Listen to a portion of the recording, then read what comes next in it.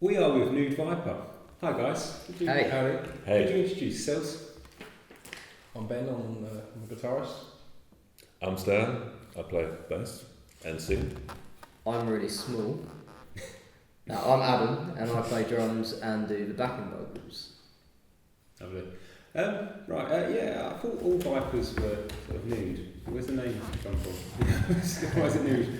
Well, we had this little debate very early on in the band because we kept trying to choose names, and Adam constantly was talking about having something Viper. Yeah, it's Silver Tongue Viper, wasn't Because he wanted Silver Tongue Viper, and then I saw this Soundgarden, the band Soundgarden once played a gig, and an acronym for the name was Naked Dragons, and I just thought it was utterly hilarious because dragons are naked.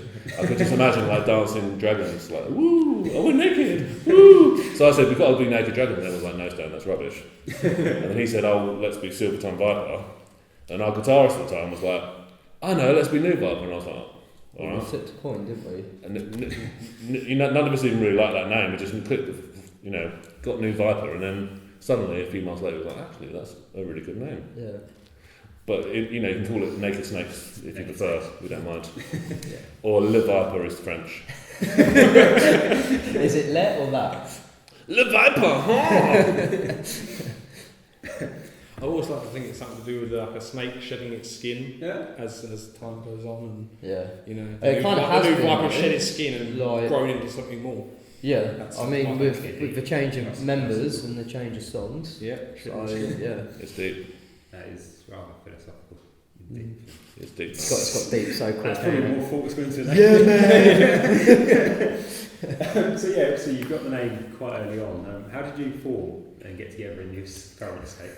Well, it all started outside a bank. Barclays. Barclays Bank, Savisham. I kind of knew Adam, and he'd seen me around, that kind of thing.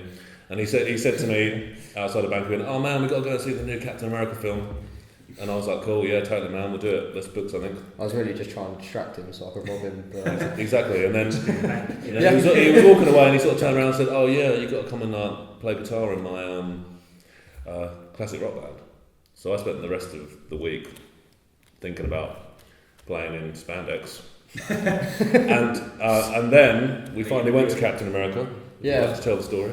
Well, we sort of went up to Canterbury, didn't we? And sort of Nude Vyper ended up being formed over Captain America and chicken nuggets from McDonald's. And a bit of popcorn. Like, yeah, a little bit of popcorn, yeah. And a guy called Tyler, but Our friend we Tyler won't was talk about that. Eh? Hi Tyler. And then about 3 guitarists later, we found Ben. Yep. Anything you'd like to say about that, Ben? Yeah, I joined the band. I hadn't played guitar for quite a few years before I joined Nude Vyper, and I just wanted to get back into it. And I saw the guys perform, and I really liked. It was over at the Ivy, wasn't it? In Yeah, it Sheerness. was the Ivy from Sheerness, and I really liked just the energy of the band and the way it was kind of tongue in cheek, and so I just thought I could, I just thought I could add something to this because at the time I didn't have a lead guitarist; it was just Stan playing the guitar. Yeah, we got down to a 3-piece. Yeah, so I I just decided to come forward and say, "Let me be in your band, and I'll be good." Promise. You've been through a few guitarists, and are you happy with them? Yeah, well, like I say, it spent about a month because it was the only power I had. They left it up to me, and we sit in the pub and Ben goes, "Let me be the guitarist, go on."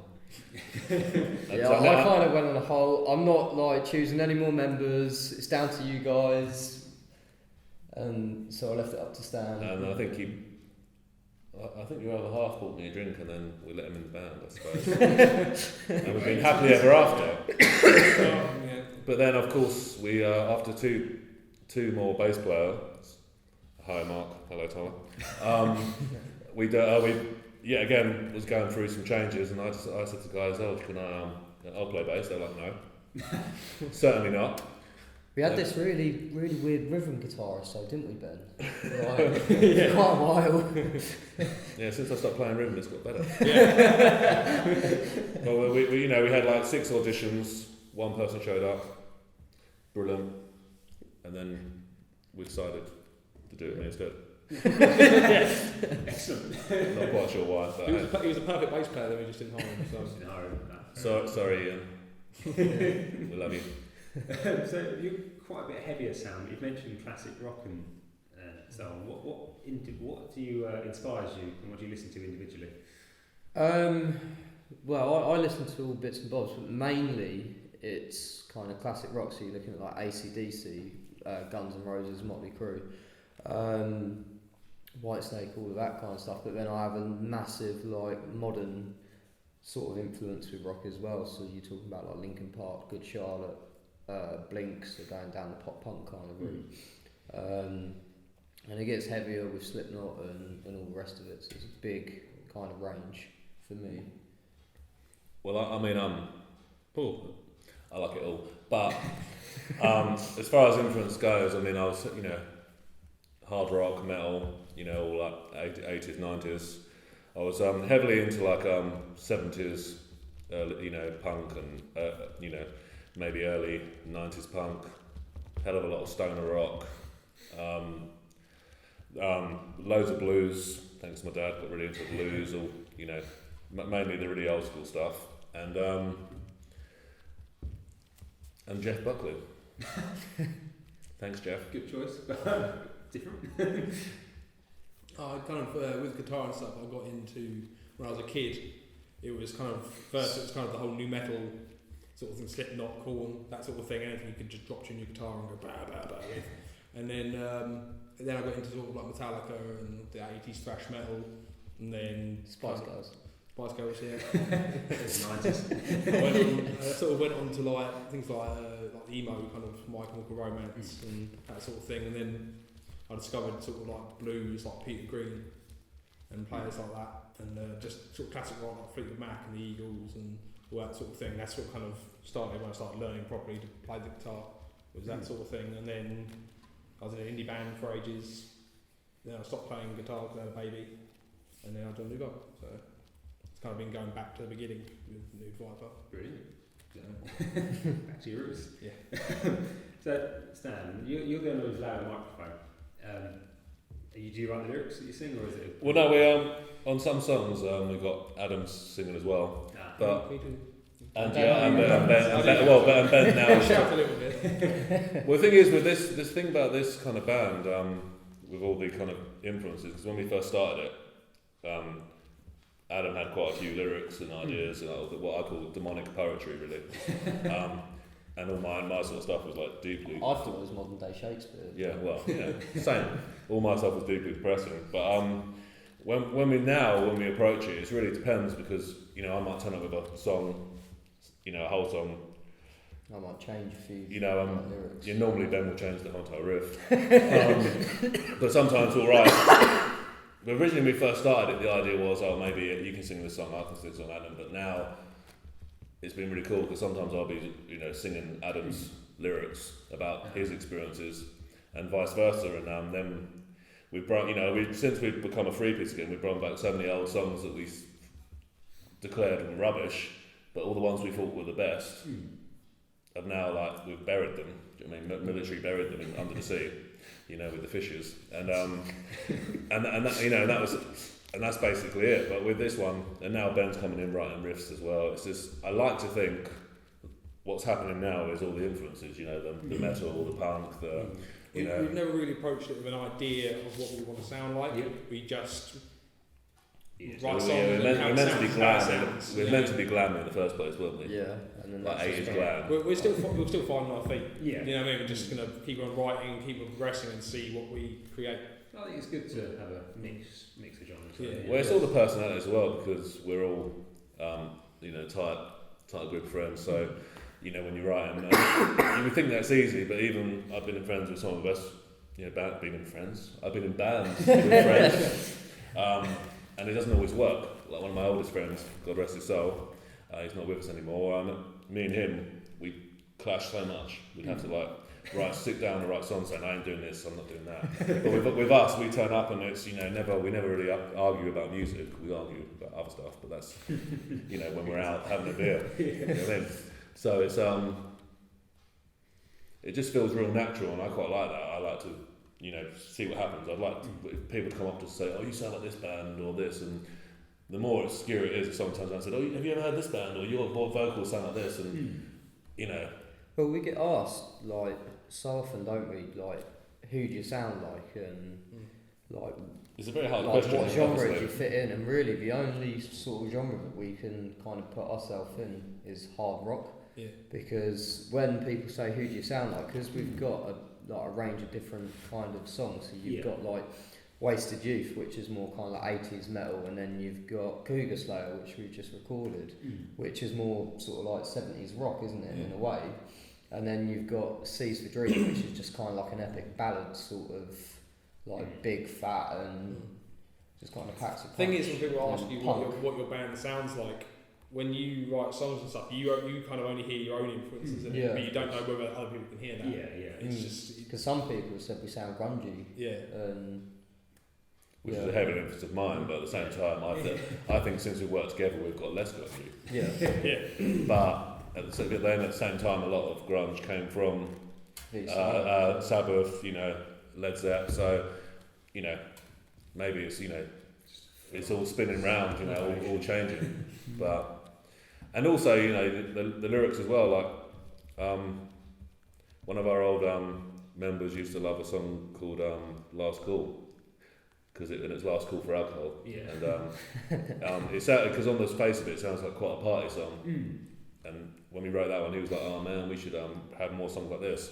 But if you listen to the lyrics more, it's more like about alcohol dependency, and it's not that happy. So I think I do like songs like that. I quite like when things like that, because you can listen to a song that's catchy, you can listen to a song that's depressing, and sometimes what we might think is empowering, like we wrote a song called Bad Karma, which is about personal experiences, and to us when we play that, it's like, it's ridiculous or cliche as it sounds, it's like, a Band Brother song that one is, because we know it really is like, we knew what we went through, and it's kind of like, punch in the sky, isn't it? Do you know what I mean? And same with Seize the Dream as well, like, some people have said that's really, I wrote that about, a relationship that isn't anymore, doesn't exist. So when people tell me, oh, it's so emotional, it's such a beautiful lyric, it's so positive, you're like, cool. Of course now.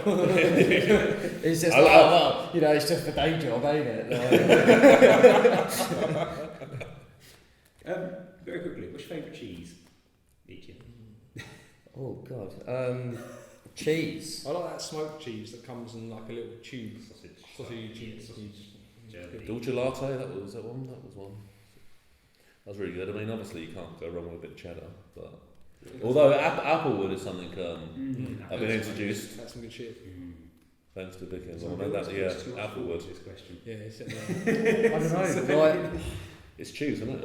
I like cheese, but it's cheese. I kind of don't like too much cheese all at once. So I'm gonna just say Gouda because it sounds funny. Gouda. My missus will vouch that I don't think you can have too much cheese. I don't know, but then saying whenever that, I've cooked, she's always like, it depends on the context. Because if it's like pizza, then you've just got to have cheese in the crust. Cheese as well. But I have too much cheese, and look at me. Answer the postcard, everyone. Are you enjoying the cheese? Yeah, I love that. Does it matter? I can't eat cheese at the moment. Don't bring the mood down. Did you bring your violin?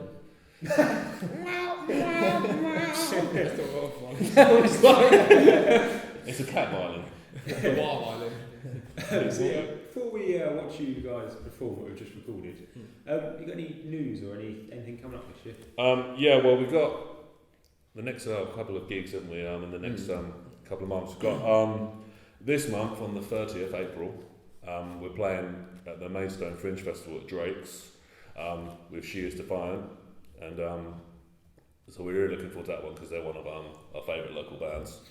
Ben's a bit of a fanboy. And we've also got back to one of our favourite venues at the Heart Club in May, bringing some of our local bands from Canterbury and Herne Bay, Witch Doctor and Muto. Sorry guys. Muto. And they're fantastic. And then we're back at the Ashford Attic with the Beaver Boys. Yep. Massanger's Beaver and Rash, I think, Yeah. on the 17th and then the plan is, you've heard it here first, in July to record our single. Yep. Which should probably be Cougar Slayer, we'll see, and a Declaration of Love. And and then hopefully just continue getting some more gigs and We'll probably be back in Chatham again soon, won't we? Down at yes, we're meant to be up for Poker Loco soon as well. Yeah. It hasn't been quite booked yet, so it's all coming together quite nicely. We're trying to be a bit more organised and come and check us out, everyone. Yeah. I'm glad that question ended because my back camera just died. So bear with me. I've got the last question. You just introducing. These fucking matches are doing nice.